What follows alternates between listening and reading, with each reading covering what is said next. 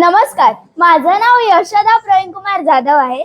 मी इयत्ता 6वी मध्ये शिकते आणि माझ्या कथेचं नाव आहे मूर्खांचा बाजार आणि याचे लेखक आहेत आचार्य अत्रे सर. तर चला कथेला सुरुवात करूया. एका लहानशा गावात एक शेतकरी राहत होता. तो व त्याचे आई वडील रोज सकाळी शेतात जायचे. एकदा ते लोक अशाच शेतात गेले व त्या शेतकऱ्याची बायको घरी भाकऱ्या बनवून त्यांना दुपारी रोज घेऊन जायची. एके दिवशी शेतकऱ्याची बायको अशीच भाकऱ्या थापत होती. तेवढ्यात जवळच्या शिंक्यावरचा मोठा भोपळा खाली पडून त्याचे 2 तुकडे झाले. यावर शेतकऱ्याची बायको ढसाढसा रडायला लागली.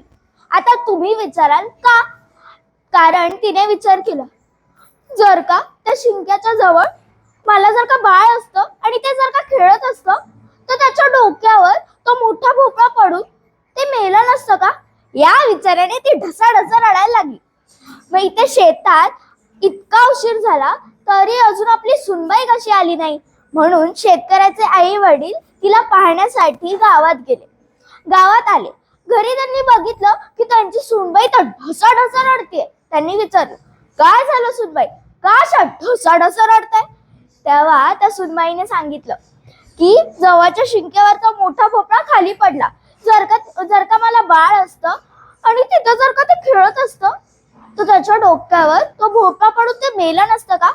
हे ऐकून तिचे सासू सासरे हो ग बाई असं म्हणून तेही रडायला लागले. आता इथे शेतात तो शेतकरी विचार करायला लागला, इतका उशीर झाला तरी अजून माझी बायको आणि माझे आई वडील अजून कसे आले नाही? या विचाराने तो स्वतःच गावात गेला. त्याने तिथे बघितलं त्याचे आई वडील आणि त्याचे बायको तिघेही ढसाढसा रडताय. त्याने विचारलं, काय झालं, असे का रडताय?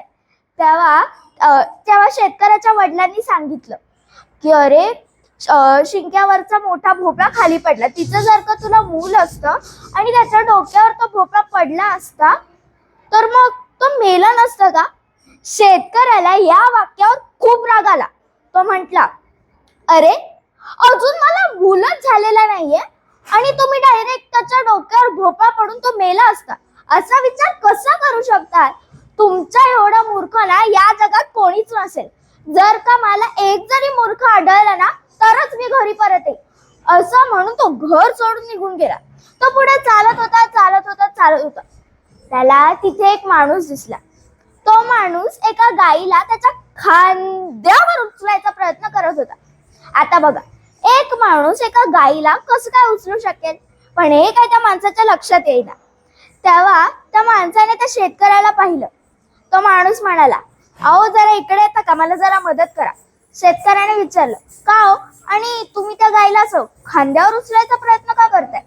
तेव्हा त्या माणसाने सांगितलं, अहो काय करणार, माझ्या घराच्या छतावरचं गवत उगवलंय, ते खाण्यासाठी तिला त्या छतावर नेऊन ठेवायचं.